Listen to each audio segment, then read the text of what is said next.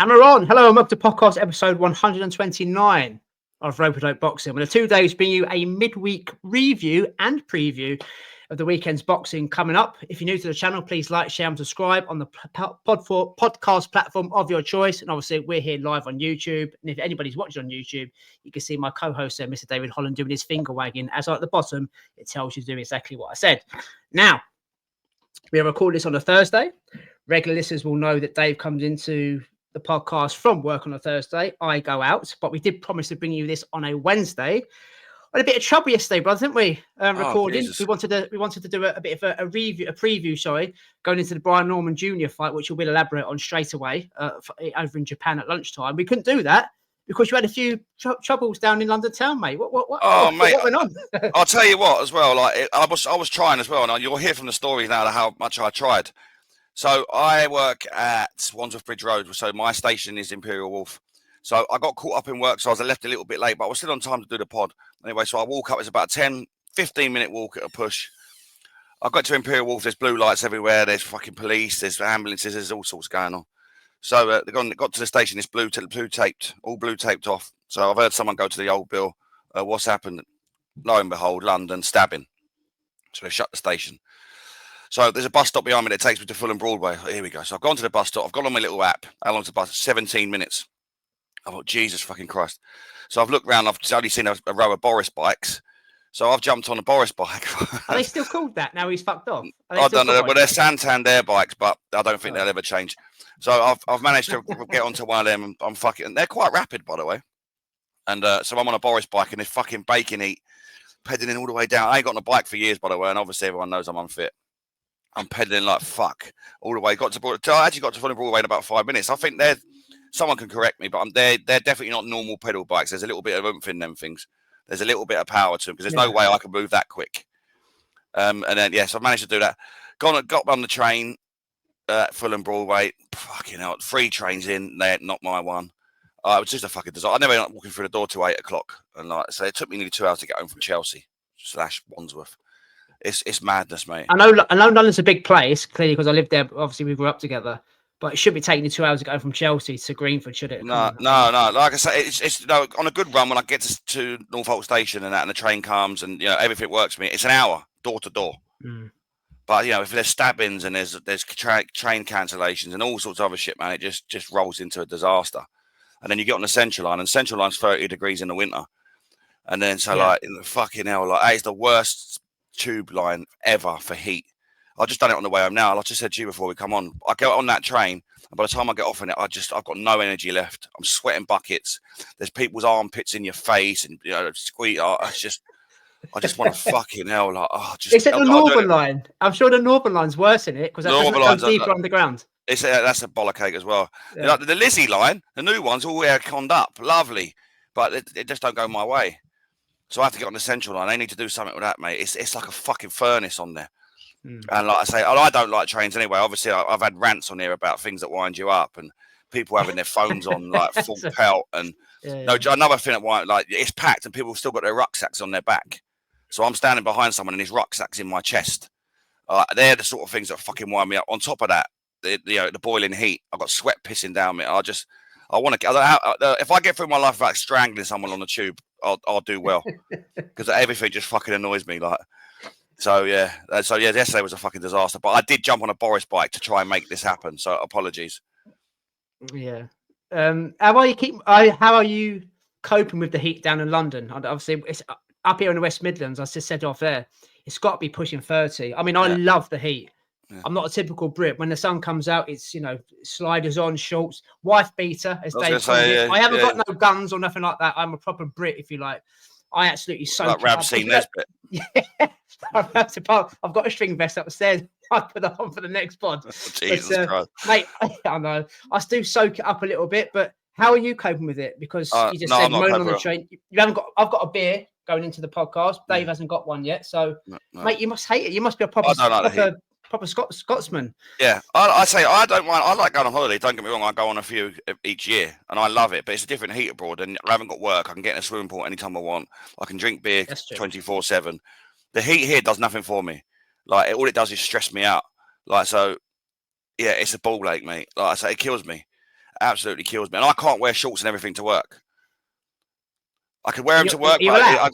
you're not allowed. You're not allowed shorts on site. So I could get changed and all that, but do I want to get changed in my office and all? No. So it's just the heat, like, does nothing for me. You know, even though I'm going fishing the weekend. So. But again, the heat fucks that as well because the carp are on the top of the water and I'm fishing on the bottom. So I'm going to fucking fishing on Sunday probably, knowing I ain't going to catch because it's fucking weather. So that go takes down the crown. Just cut the middleman out, mate. Go down the crown. Fuck it. I know I should do. Yeah, fuck it. Yeah. So yeah, I've realised I've become really miserable on this pod lately, and I'm actually not that moody about stuff. But I seem to be like Victor Meldrew at the moment. I complain about everything. Fighters win, and I slag them off. Like, I'm in one of them moods at the minute. Well, I don't think you're. Well, let's jump into boxing. That's what everybody's here for. You said you've been a bit moody. Oh yeah, as of late. I'm not about this guy. No. So this is what we're on now. We're on Thursday. We were supposed to do a preview going into this morning's fight. Well, lunchtime for us here in the UK, over in Tokyo, Japan. Brian Norman Jr. was defending his WBO welterweight title, his second defense of his title since he won it over in Japan. I'm not sure how this worked, Dave. Obviously, we didn't preview anything. Was it a mandatory? And the Japanese company, the Japanese promoter won the bid, so went out to Japan. So he was the champion and he travelled. Which kind of makes him a little bit of a B-side. Either way, on paper, it looked a good fight. And I've got to be honest, mate, I'm kind of glad we didn't do a preview because I would have had egg on my face. I was always going to back Brian Norman Jr. to win this fight. Yeah. Up against his opponent in Sasaki, Jin Sasaki, this morning, because I watched a bit of Sasaki's fights going forward. He only had one loss, and I think the only loss he had was against Andy Hirioka, a few years back when he was 19 years of age. He's come through that now. He's a better fighter. He's a stronger fighter. He's a front-footed fighter. Likes to punch. Got KOs. I think it was 19-1 with 17 KOs. So he does pack a punch. I think he's ranked like number 3 or number 2 in the sanctioning body. So he's well worthy of his shot, So I thought this would go a lot closer than what it is. And I've had my kind of doubts in the past about Brian Norman Jr. Not about his one-punch power, because I've said this, I've got receipts for this on this podcast. The last couple of times we watched him, especially the Santillan and his last defense that he had, he was jabbing the geezer and he was feeling his power, didn't want any more. But what I have said about, he's got fundamentals, but he's been very easy to hit. I think you can outbox Brian Norman Jr. I think you can outscore him. I think you can score points against him and kind of navigate your way around the ring to beat him.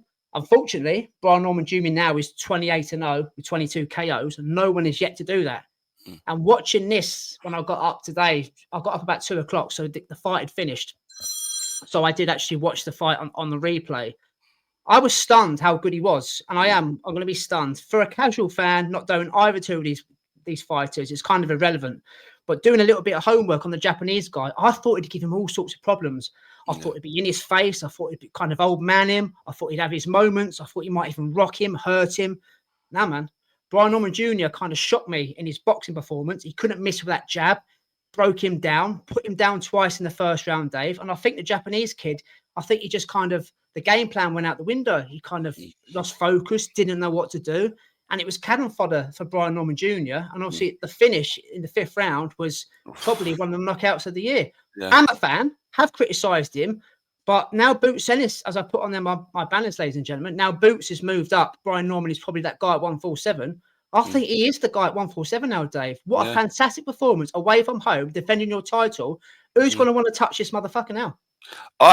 Listen. I've been quite high on him, and I've praised him quite on there a few times, and I just see a lot. I think he's underrated. Like I really do, and now he's starting to like flourish.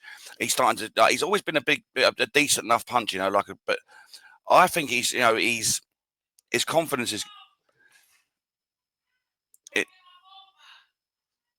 He's hang on a minute.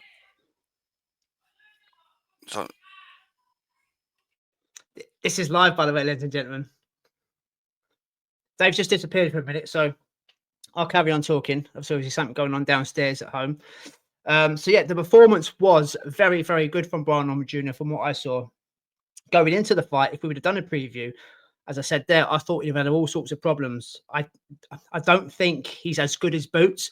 I actually don't think he's good as Mario Barrios in terms of skill set and what he does, his generalship, IQ, things like that. I do think he's very, very easy to hit. If you go back to the Santillan fight, which I think was a 10th round stoppage for Brian Norman Jr., another vicious stoppage. He does possess one punch power. You know, Santillan did give him problems, but he come through it. He has got a chin. He can punch. And as me and Dave was saying on here not so long ago, after Echo Esserman beat Josh Taylor, Echo Esserman, I think, is ranked 4th or 5th with the sanctioning bodies.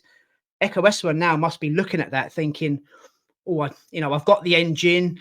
You know, I'm durable. I can't get hurt. Do I fancy that because the guy can punch? Yeah, Dave's back now, mate. So I was just saying there, yeah, go back in what you saw. I was just talking about going forward. Echo Esserman was looking at him after beating Josh Taylor and things like that. But yeah, the actual fight, mate, what did you make of it? Yeah, like I say, sorry about that, but my kids have come in and they're fighting downstairs. I had to go and pull them apart. Join the club, brother. Join the club. Oh, so yeah, like I say, Brian Norman Jr. I've always rated him, and I think he's improving, which is dangerous for the division. Like I say, he's always been a good puncher, a decent puncher, but he's even that's improving, and that's hard to say. I mean, if you're a puncher, usually it's God given, and it's always there. But I feel like he's sort of growing into it. So he's grown into an all-round fighter for me, and then he's also got the punch as well. And I like I say, I think I wouldn't say under the radar, but for me, he's sort of come under the radar.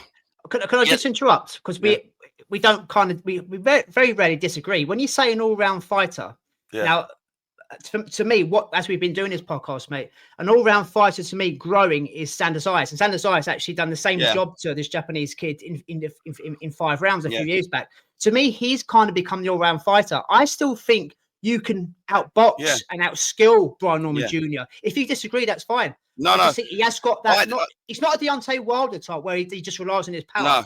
Because he got beyond the jab today, and it was beautiful. That was the best boxing performance I've seen of him. That's what I mean. I think you can beat him on boxing skills. I really do, mate.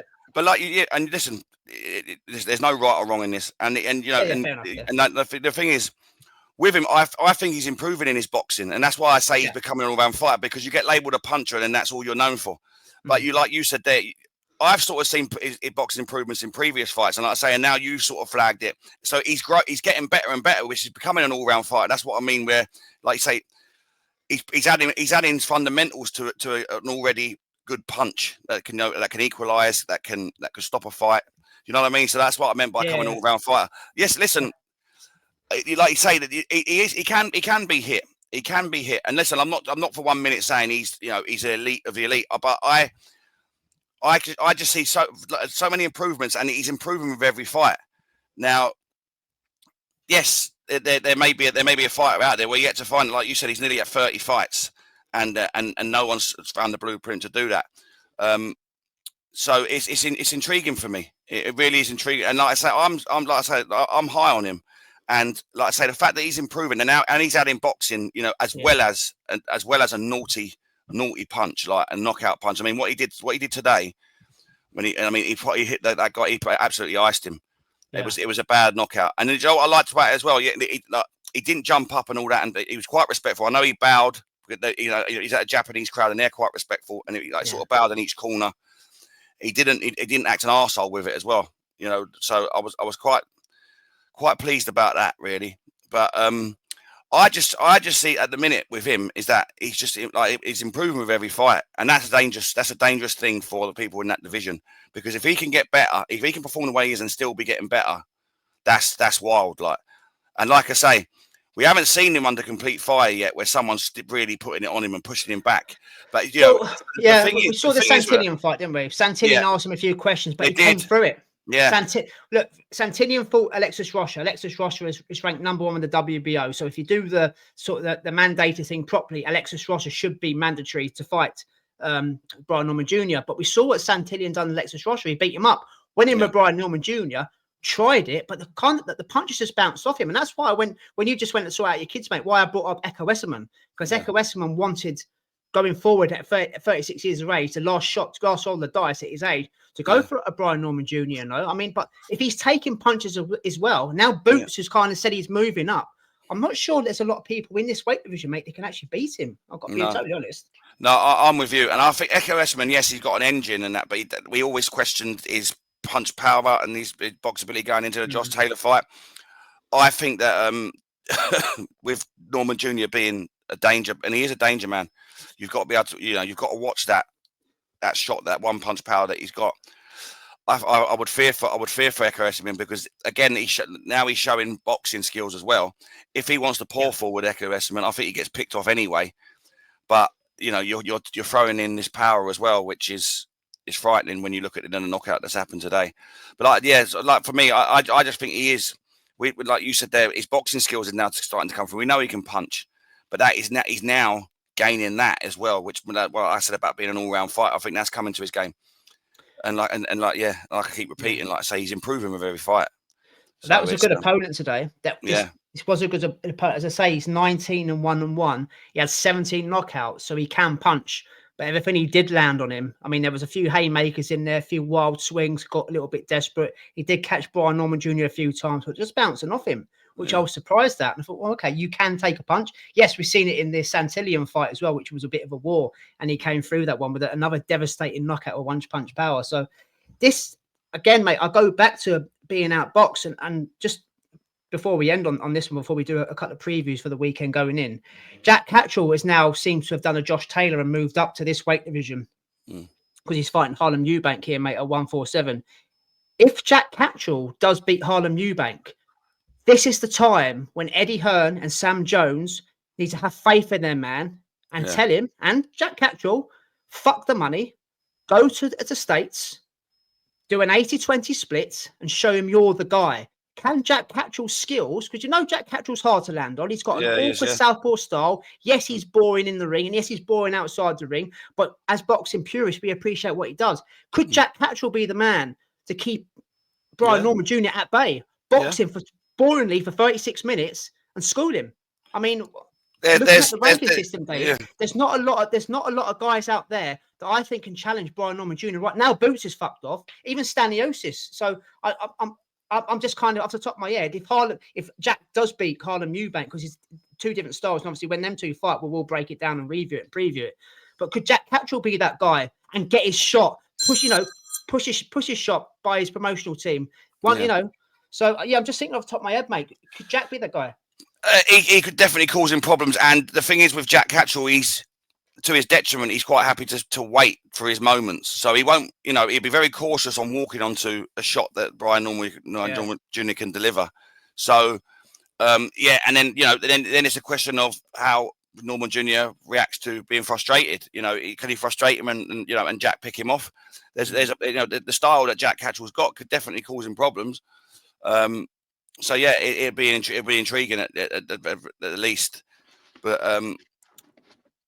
because like I say, Jack Catterall is a patient fighter, and he's willing to wait for his chances. Would Brian Norman Jr. get overzealous, and try and hitting shadows, pour forward and walk onto the odd shot there, and and Jack. So yeah, it would be an interesting fight. It would be. But with Jack Catterall, you just don't know with him whether he gets these opportunities.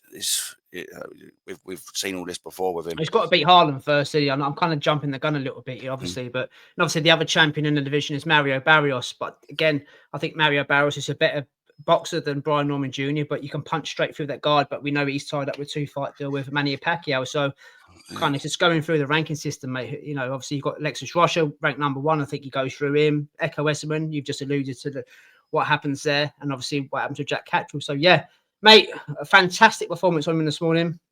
Interesting to see what's going to happen with him going forward, isn't it? Really exciting definitely. For Brian Norman Jr. Fair play to him. So that was this morning, guys. Let's do a bit of previewing now. Galal Yafai versus Francisco Rodriguez Jr. Saturday night in Birmingham. Hometown hero Galal Yafai, been very, very high on his podcast. He turned pro. Me and Dave have. You haven't seen him since, I think it was last year. Yeah, it was last year, wasn't it? About November time when he beat up Sonny Edwards. And he did. Yes, people can say, Sonny Edwards went at the race. He beat him up, stopped him. That's literally what happened. There's a WBC interim belt on the line here. This is a weird one, mate, because I'm kind of getting the same vibes as I did for the Brian Norman Jr. fight Francisco Rodriguez Jr. didn't know too much about him. He's 39-6-1. Doesn't sound like a great record. No. He's got 27 knockouts. So at flyweight, the dude can bang. That's a fact. The guy can bang. Yeah. But he's only been knocked out once. In those 6 defeats, he's only been knocked out once. So you literally have to outpoint him. And the defeat he had, the knockout, it was against Chocolatito, a living legend. Yeah.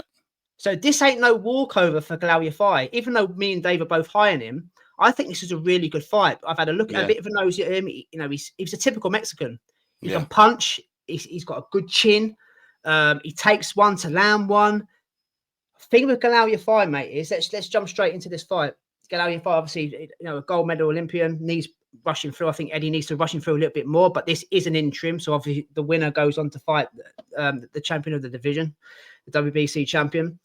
With Galal Yafai, he's so good and he coasts and he gets so comfortable, he switches off. And we've said this with him before. He switches off in certain fights where Rob McCracken and his team probably say, you're up now, just keep it tight, do what you're doing, coast this and get you're not going to get rid of this guy. I'm just hoping in this fight, Dave, because I'm backing him. I'm a Galal Yafai fan. I'm hoping that he doesn't get to the championship rounds, realizes he can't get rid of this tough Mexican, and kind of puts his hands down. Because, as I just said there, Rodriguez Jr. has got a record of 39-6. Yes, 6 defeats, but he's knocked out 27 guys. Yeah. He lands on Galal Yafai when he's kind of, doesn't take much interest, thinks he's, 10-0 up or something like that. It could be game over. Yeah. That's the only thing. I think Galal Yafai, just looking at the dude, mate, can outbox him, coast him 36 minutes, but he's got a habit of switching on. Me and you both agree with that. Obviously, the Sonny Edwards fight was different. He went in there and done a performance of his pro career. But in other certain fights out in the United States and things like that, he's probably give a couple of rounds away just because he's been lackluster and kind of looked away and got caught with shots he don't see coming. So, how high we been in him, mate? Francisco Rodriguez Jr. on paper doesn't look good because of the 6 defeats. Have a good look into him. This, I don't think it's as easy what it's on paper, mate. No, I think you could be hoodwinked by looking at that record. But if you actually delve into the people he's been in with Junto Nakatani, Ioka. Yeah. How does Nakatani can get rid of him? No. And it's like I say, like you say, with his knockout ratio as well, he's got a massive knockout ratio, like with his wins, like 27 knockouts and stuff. He's a dangerous opponent.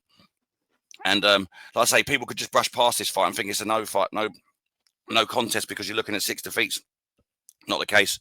He has to be switched on in this, and like you said, he can't be taking rounds off or coasting and getting bored and whatnot. He needs to be switched on for the whole of the 12 rounds. 6 minutes, he does. He definitely does. Yeah, he definitely does. I to be honest, I see him putting on a boxing masterclass. I do. Hopefully. And I do think Rodriguez will bag a couple of rounds though. I do. I think he's going to come out the traps early. Try and stick it on, get out of your fight, and put him under fire. But I see Galal, keeping himself composed, and working himself, doing what he does really, and then going through the gears. But I think he's going to take this guy seriously, and he should do. And I see him. I'm going to say coasting, but I think it's going to be a wide points decision for Galal Yafai. But I think this is one of his toughest fights to date. I honestly do. When we said that about Sonny Edwards, we were to and fro as to where that was going to go. Sonny Edwards obviously had nothing left and said that during his fight. Yeah. We didn't realise Sonny was going to do that though, Dave. No, we didn't. More or less quit in the corner, says I don't want to be here. I can't see this guy doing this. No, he won't. And like I say, I think this is going to end up being Galal Yafai's toughest fight to date. I honestly do. I think he's going to come through it well, based on his fundamentals and his boxing ability and all that. I honestly do. But I think he's going to be asked questions by this guy. I do. But his fundamentals and boxing skills will be the saviour in this for him. But I think this guy's going to come out the traps and put it on him. Yeah, I think you've kind of nailed it there in your opening gambit when you said he's been in with Ioka and he's been in with Nakatani. Nakatani's a freakish puncher. He's a generational talent, and we just reviewed him the other day. Yeah, everything he touches turns to dust, and he couldn't get rid of him. Yeah, I mean that's a massive blueprint there for Galal Yafai. Just he's a proper Mexican. He's tough. He's durable. He comes forward. He throws. Just don't switch off, man. Just do not switch off. Because, like, I agree with you, mate. I think he can coast because the boxing skills from Galal Yafai down at these lower weights are probably, if not one of, if the best. So, and obviously the reward on the table, mate, gets through Rodriguez on Saturday. Is a world title fight against Kinshiro. I mean, that is a huge fight. They'll be out in Japan. That will. You'll have eyeballs on a Monday afternoon. That's a super fight. It really, really is. I think people have got Kenshiro now in their top. A lot of boxing fans in their pound for pound top 10. He's such a good fighter. So, So the predictions, mate, going into this one. How you seeing it? I said in there. I see that it's going to be an open, a decent. I wouldn't say a wide, but I would say around 116, 112, 117, 111, something like that. Points win for Galal Yafai. But I do think this is going to be his hardest fight to date. Yeah, I can't see him stopping him, to be honest. If he does stop him, that's a massive statement. I don't think he will. No, and if he does, I mean, the Kenshiro fight, he could possibly end up favourite. And again, for people that don't follow the lower weights, this is a really tough fight for him. But again, he could kind of label it as a puncher versus boxer, but Galal can punch as well. I mean, what's his record now, Dave? 6. Is it? It's 9 and then 7, and it's 7 knockouts in 9 fights. Yeah. There you go. So he's got 7 knockouts at flyweight. The dude can punch himself. So I'm really looking forward to this one. Plus, we're fans anyway. So I wish him all the best. I can't wait to watch him on Saturday night. Also, on the undercard, another fan favourite, Conor Walker. He defends his British title, his welterweight title for the first time since the Harry Scarf fight. Been massive fans of Conor Walker on here. And I'm going to give Eddie a bit of love here, mate. I think Eddie's done a good thing with Conor Walker here. Yeah. The Harry Scarf fight. Let's talk about the Harry Scarf fight just briefly. He lost every minute of every round. He was getting outboxed. Yeah. We know what Conor Walker brings. He's a bit one-dimensional. Fists up, comes forward, throws hooks, throws overhand rights, overhands lefts. He just looks to break you down, knock you out. That's what he doesn't do anything different. Yeah. He's easy to hit, but he's tough, durable, comes forward. He's an old-fashioned kind of fighter. Harry Scarf kind of worked it out. Kept him at distance with his jab, used the uppercut and landed so many shots on him, rocked him a couple of times, but he came through it.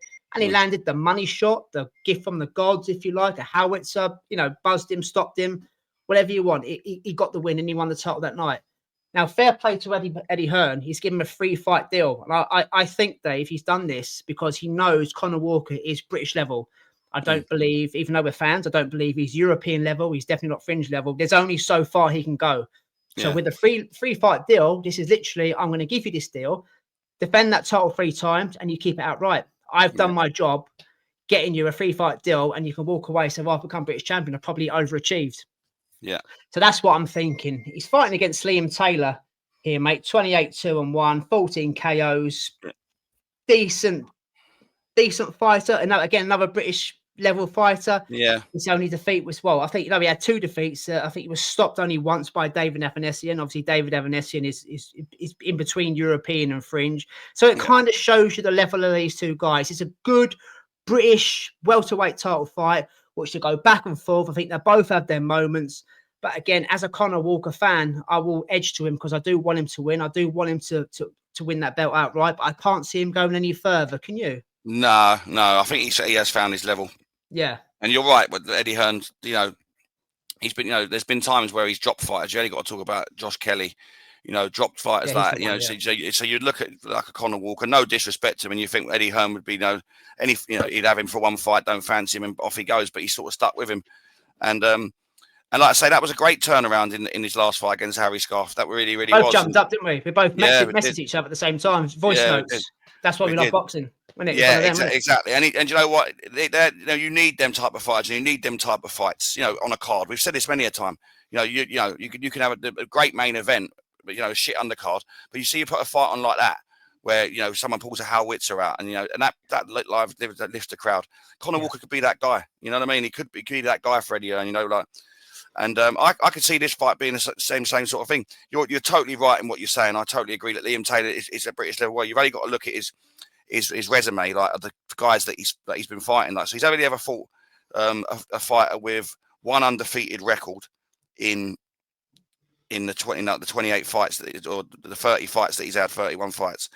Mm-hmm. But going into this fight, his last fight, the guy had 10 losses. The guy before that had 6 losses. and the guy before that had 31 losses. So basically, just to interrupt, mate, he's had a journeyman rebuild since the David Avanesian loss. That's what he's had. Yeah, He's been fighting in leisure centres and things like that, hasn't he? Yeah, but even before David Avanesian, the guy that he fought before that, Tommy Broadbent, was eight wins, 8 losses. So he's never really had the preparation to go into it with an Avanesian either, really. But like I say, you know, in 2018, he's fighting a guy that's won 9, lost 21. In the same year, he fought a guy that had 4 wins, 27 losses. So he's, you know, you sort of see his sort of level by. Do you know what? When looking at that, you're looking at now, and you probably think British level is. You know, English level? Are we yeah, I don't want to. I don't know enough about him. Just sort of seeing, and we'll get a good look at him. But this might be his world title. You know what I mean? Shot. I think you're right. Going into this, when you're looking at his resume, like but I could say, but these are the sort of that we speak about British title fights, and these are the ones I get excited for. You know, Conor Walker's no Floyd Mayweather. Conor Walker is, you know, he's going to pour forward, throw lots of shots, get into a scrap. Yeah, and I, you know, I could see this being the same sort of type of fight with Liam Taylor. I think Liam Taylor, you know, by the looks of him, he's probably going to be that same type of fighter where they're going to meet in the middle and it be a scrap and be a good scrap for however long it lasts. So yeah, this I can see on this being throwing up another like I wouldn't say a classic, but a really good British title fight, which is what we love. So yeah, I'm actually quite looking forward to this because, like you said there, you know exactly what you're getting from Conor Walker. So just him alone, you're going to get excitement. And if he's got a good dance partner in Liam Taylor, then it can bring some fireworks for however long it lasts. I don't see Conor Walker losing his title this time round, his British title. And I think I think it's going to be a good fight, a fight. I don't mean a good boxing match. I mean a good scrap for it. But I think that Conor Walker's going. You're not degrading him by saying Weatherspoon or Yates, are you? No, I'm not going to go into that. No. Maybe after, depending on how it goes. But I think Conor Walker's going to win. I think Conor Walker's going to get the stoppage, and I think he's going to get it in round 7. Yeah, it'd be nice for him to get a stoppage. I think you're right. I think he possibly is English level. I'm not sure if Conor Walker hits as hard as Avanesian. Time will tell. But yeah, because I'm a fan and I want him to win as well. Yeah, he's boy, just up the road. Yeah, we've let's be honest. It's something me and you do agree on most things, but what we definitely have agreed on in the past is you never see Conor Walker in shit fights. No. Yes, he was outclassed, he was outboxed against Harry Scarf last time out, but he got us on the edge of our seats when he landed that haymaker, the money shot that stopped Harry Scarf. And you know, that's what James are about. You know, he stopped his job now. He's under a full contract with Matchroom. He's getting a full-time wage. Fair fucks to him, man. Yeah, absolutely. You know, that's what dreams are made of. You know, British title, mate. British title is an unbelievable achievement, mate. It's a lovely belt. Like I say, we can. Some people look down on that. Yeah, some people, because there's so many world title belts and fucking European and interim belts now. People like turn their nose up at a British title. But you see, for you to be British champion, you've got to be. You know, that is special. Like that's nothing to be sniffed at, mate. To be British champion is a massive, massive achievement. And like I say, and I don't need to tell Conor Walker that, but he should be fucking proud. And they'll say whenever he does hang his gloves up, that you know, and whatever that you can guarantee that belt's on his mantelpiece till the day he dies. Yeah. So you went round? Did you go round 7? I went round 7, mate. Yeah.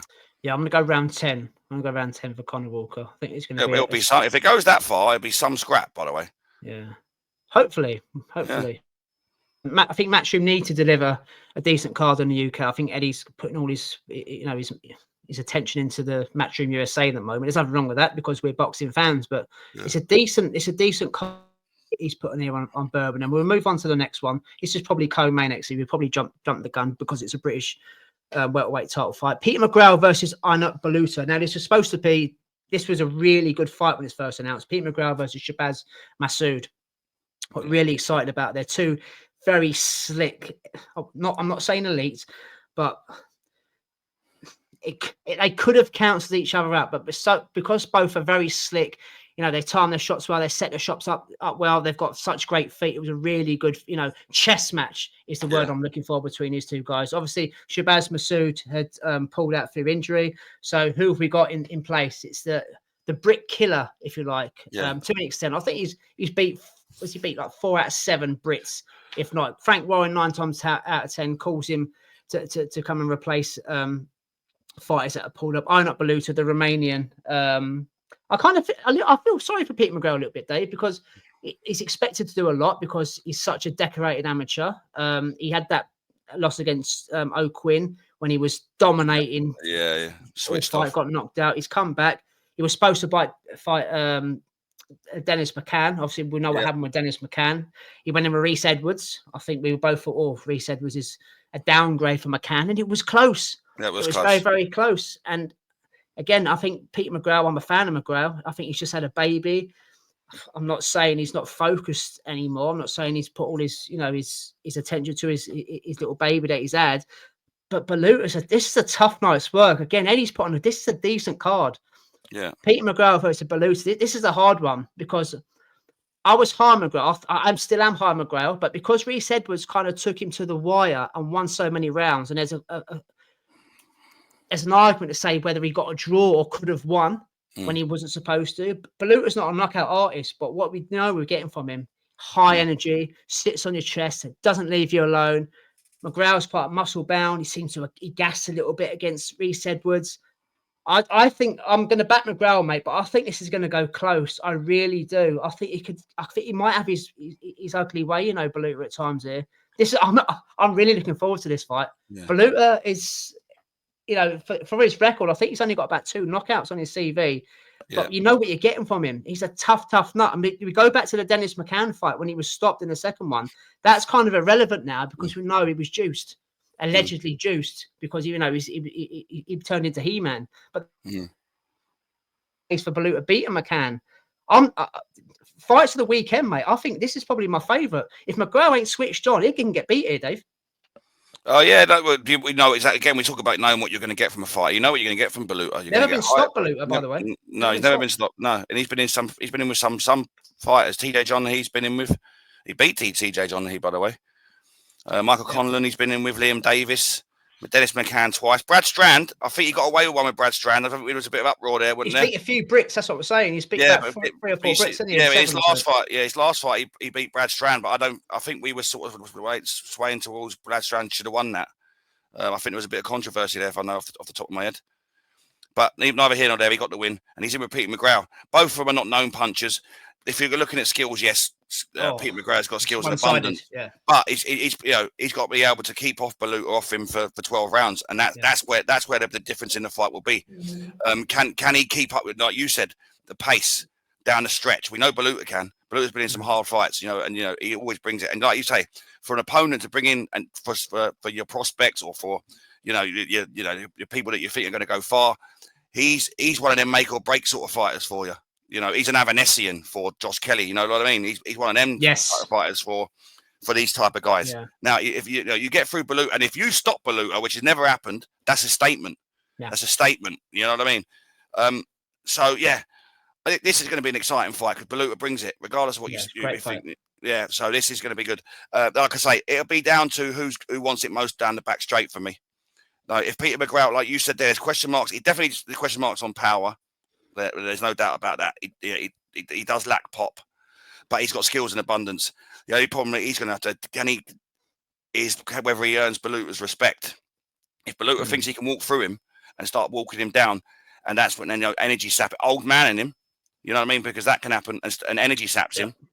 It's the later rounds that become the issue for him. And that's why I kind of had question marks after the Reese Edwards performance. Yeah, because Reese Edwards was a step below Dennis McCann. Yeah. Reese Edwards took him to the wire, asked him questions, and we didn't expect. I don't think boxing fans expected Reese Edwards to do as well as he did against McGrail. McGrail was cut. He was hurt at times. He was out boxed at times. Yes, he won the fight, but it was a lot closer than it should have been, and that's why certain questions. And then I mentioned about him having a little baby as well. Is he dedicated? Is he putting the time into this fight? It's a late replacement as well, Dave. I'm not too sure, even though he has got skills in abundance. Yeah. I think it might be closer than what you think. Yeah, I think it's going to be close.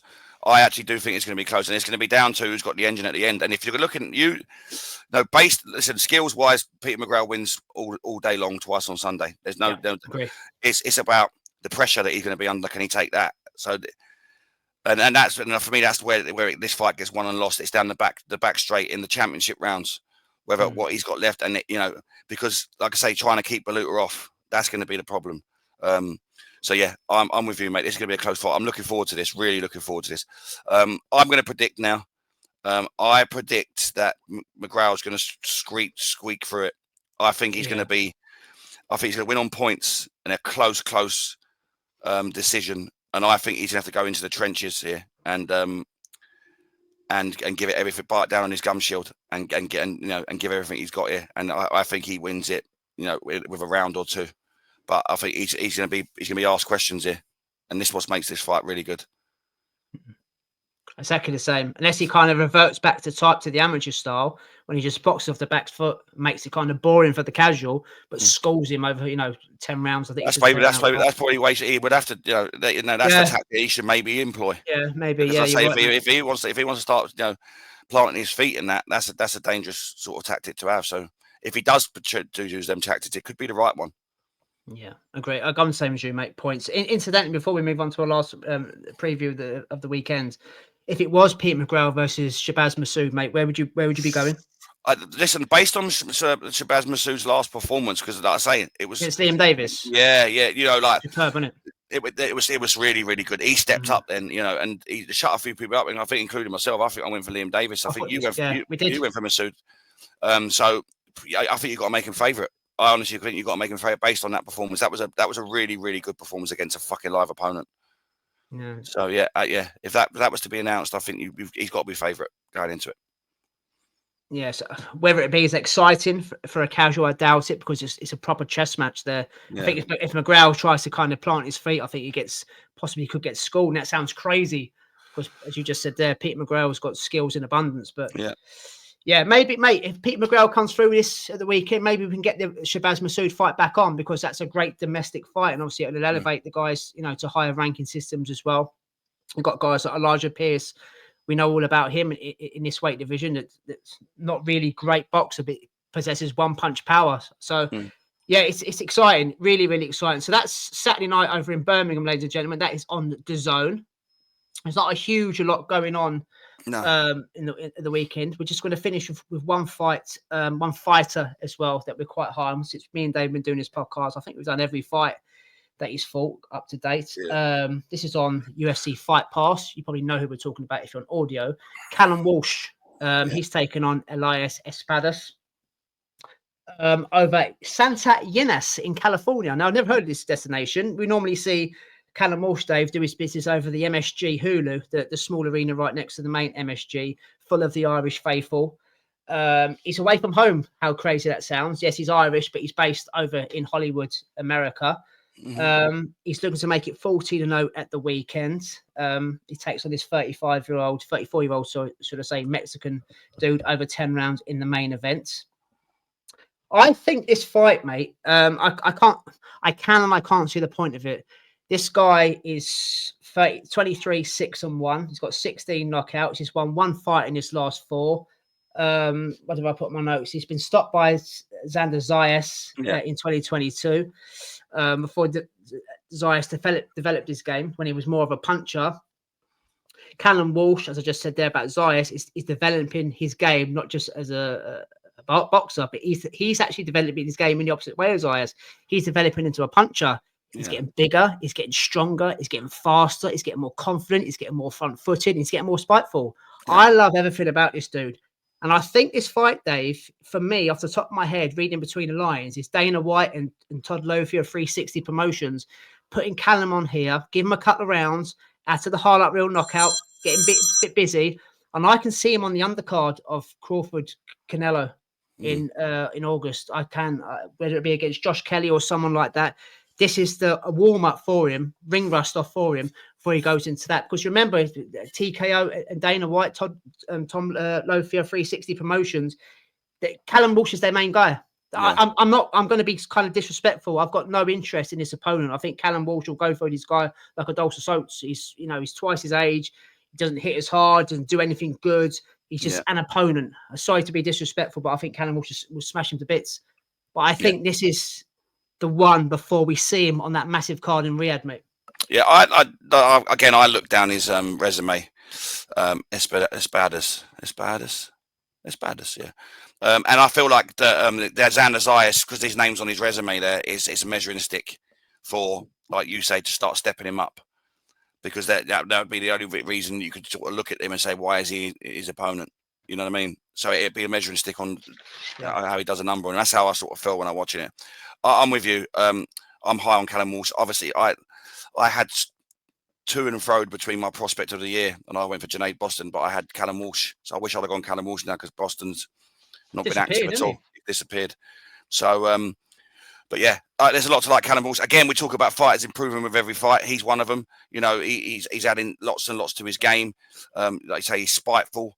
He's front-footed. You know, he's a sharpshooter. He's now adding pop to his arsenal and finishes. You know, so he seems to be developing with every fight in the right way. And I feel like this is like a stepping stone into, like you say, onto big cards now. Especially like you said there, Dana White is now promoting Canelo Crawford. Yeah, Canelo Crawford. Yeah, that's what I think it's going. Callum Walsh is getting on that, but on that, it might be against someone a name we recognise. Because then they're not going to put that card's going to be stacked. So yeah, I'm with you, mate. I think he's going to go through this guy. I think he's going to showcase his skills and take him out at will. So I'm with you, mate. I think he picks him apart. I think we see more improvements. I think we were waxing lyrical about him on Monday, and I think he's going to get a highlight reel knockout here. Yeah, I think it's going to be easy, Dave. Very easy. What round did you pick? I haven't picked a round yet, but I'm going to go for round 4. All right, I'm going to go for round 6. Yeah, he normally does it a bit early, doesn't he? The thing is, though, just to get before we move on, when we first started talking about Callum Walsh, I remember not so much you, but possibly me a bit more saying when he did put in a bit of combinations and front-footed work, he'd kind of stand back and admire his work. Yeah, and we say, well, you can't do that because you're dropping your hands and you're getting caught. That's kind of disappeared in the last 3 or 4 fights we've seen him, and that's what I'm saying. He's more front-footed and he thinks a bit about what he's doing. He smells blood. He's just a fantastic talent. Yeah. Really, it could be talking about Conor Walker, not Conor Walker, sorry, Lewis Crock and Paddy Donovan, an Irish derby coming up. I think, you know what, I love Paddy Donovan. I'm not so much high on the Lewis Crocker thing, but I think Callum Walsh beats both of them. Yeah. But I'm expecting higher, bigger things and that's why I mentioned there Josh Kelly. I mean, Callum's ranked number 6. Josh Kelly's ranked number 3.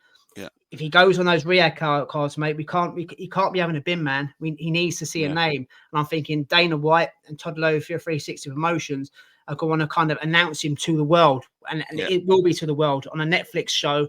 Canelo Crawford on the undercard. You can't get a bigger stage, mate. No, I totally agree, mate. And like I say, we always said that he was going to be, like, when Dana White was coming in with Uncle Turk and they were going to do the fight league, he was going to be the poster boy for it.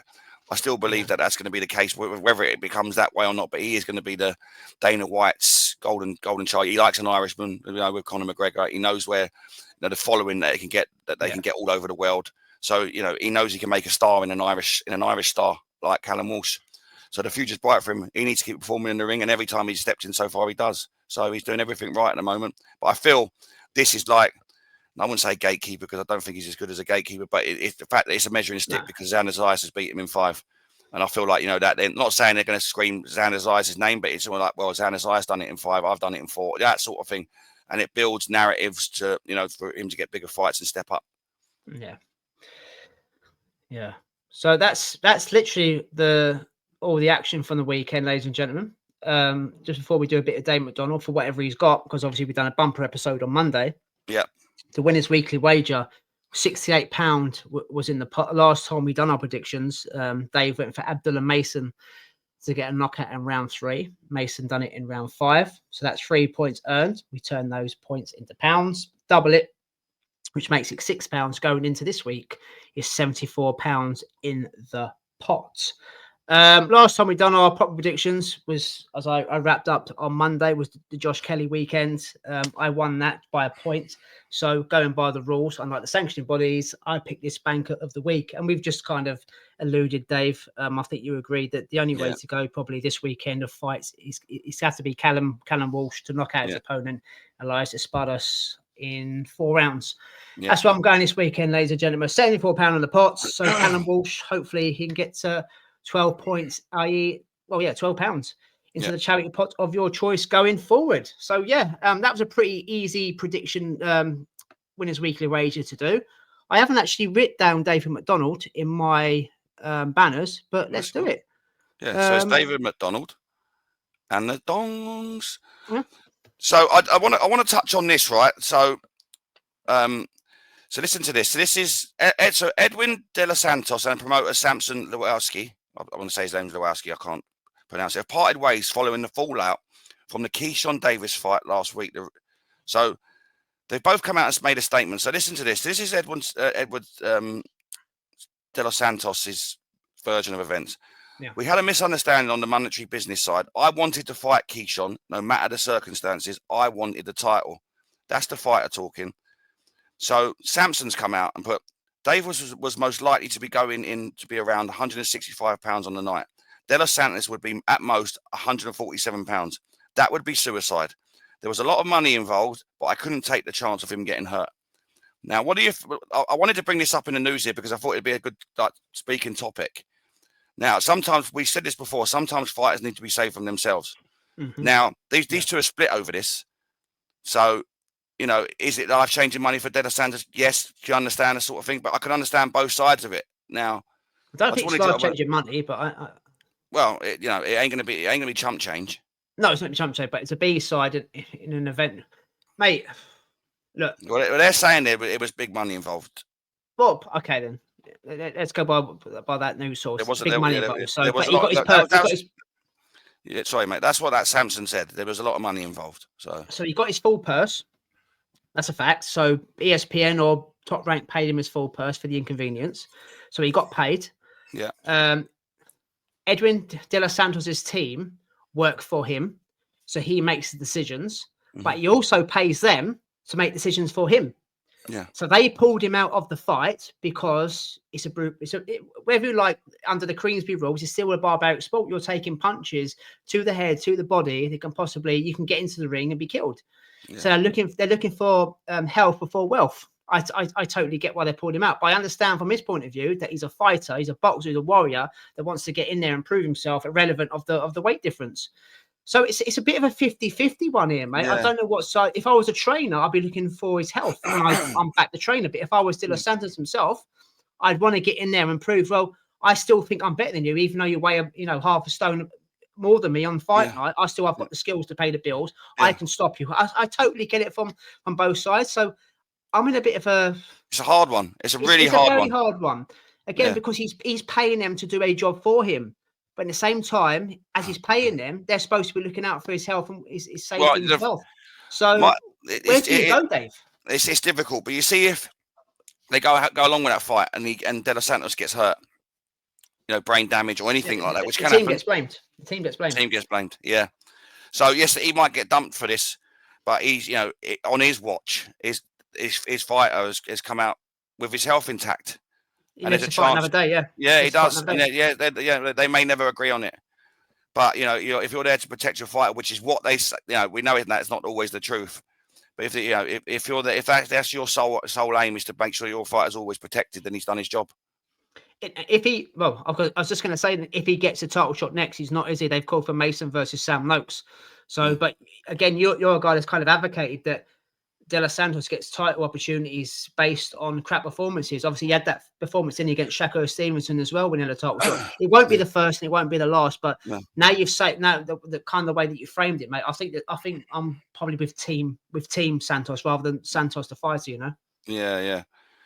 Like I say, it's an interesting one. So I thought I'd mention it on here because it's again we spoke about there's no right or wrong. As well as that, just sorry to interrupt. As well as that, he's jumped ship now. The grass ain't always greener. He's had opportunities he probably hasn't deserved. If his new team can't, or his new management team, wherever he's jumped ship with, they can't get him fights. If he ends up going back to his home country and being, earning a pittance, fighting on the main event when no one ever sees, he might regret it, man. So he's also going with a trainer that probably only with him for maybe his name or the money, not going to actually care about him like the previous trainer did. At least this trainer has actually showed that he actually cares about him. He might not think about it, but I think that at the minute they're probably emotions are high and tensions are high and stuff like that. But 100%. And look at us as boxing community. How many of us wish that Deontay Wilder didn't leave Mark Breland after Mark Breland threw that towel in, and the amount of abuse that he got, even from Wilder and Wilder fans and whoever, because he saved his skin against Fury. And look what he's gone on to not do after. Yes, he's got paydays in Saudi in the Riyadh season cards, but he ain't that fighter when he was with Mark Breland. Under Malik Scott, he ain't that guy. No. So yes, he's probably earned more money because of Uncle Turks, but he looked after his health and he was shat upon. So the grass ain't always greener, man. But right. This is a bit of strange news. Never see this one coming. Renowned boxing trainer and manager Steffi Bull has been found guilty of conspiracy to supply cocaine.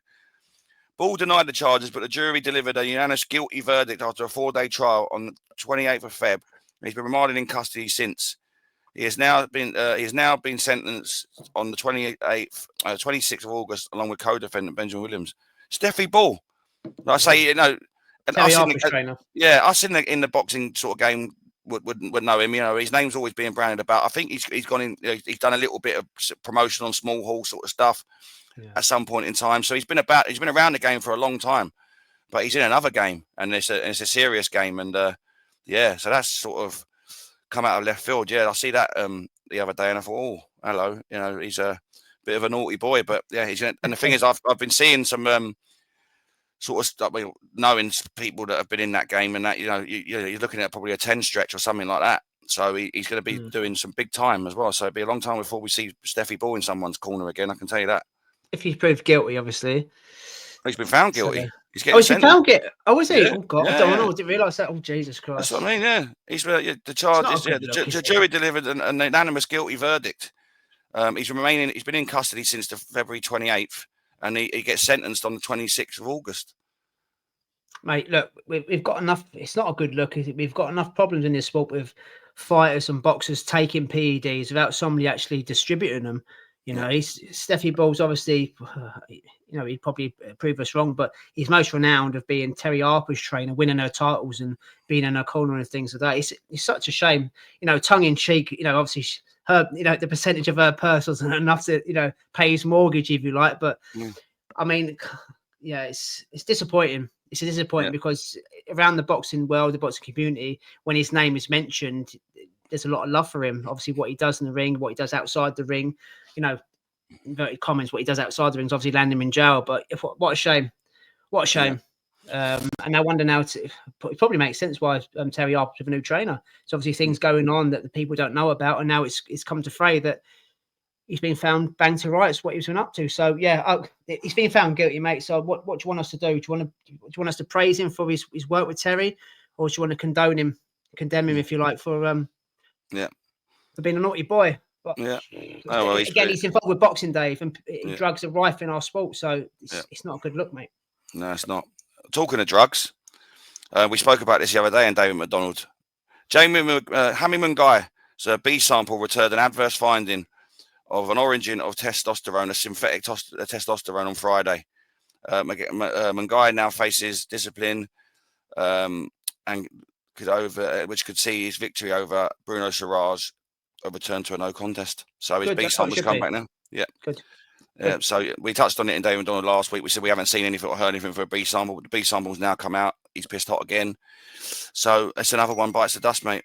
An absolute another one bites the dust. And we'll see what comes of that, mate. But you never. Sorry, mate. 99.9% of the time, the B sample comes back as positive as well. They only separate him because of contamination. Whether you like Jaime Munguia or not, he's a drug cheat. He can't kind of piss all over Conor Ben and certain other fighters because of what's gone on. He's been found guilty. You know, he's got banned substance in his body going into fight with another fighter. He's got loaded gloves, and it should be a no contest, and he should have the book thrown at him. But because he's Mexican and he's part of the Reneso team, we probably won't see him for a year, Dave. Then he'll be back. Yeah, and he'll be back. So there'll be no 5-year ban or whatever it is. There'll be no. We'll see him this time next year. That's when you see Munguia. We've forgotten about. Yeah, that's always the way. That's what I was about to say. You never see any bang 4-year ban. You just don't see it. It's always, you know, just rolls on. Hopefully, especially with Mexican fighters as well. Yeah. It's not racist, but it just seems with Mexican fighters getting let off. Luis Neri, Oscar Valdez, Canelo, Munguia will be the same. Yeah. Yeah.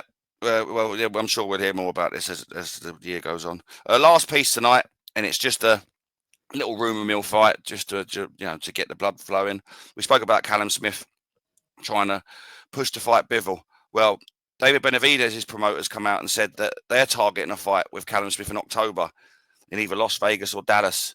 So, that's not a bad substitute fight for Callum Smith if it could be made.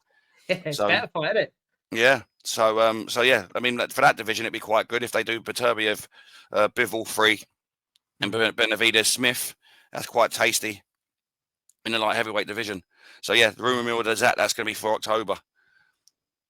Yeah. To end on a fantastic bit of news, if that is true, it's a brilliant fight. Look, I'm all for trilogies when they're 1-1 and all the belts are up for grabs. That's how you want it. You want the best versus the best. But in the meantime, let the number 1, let the number 2 contenders fight each other. The 3 and 4 is kind of a UFC route, if you like.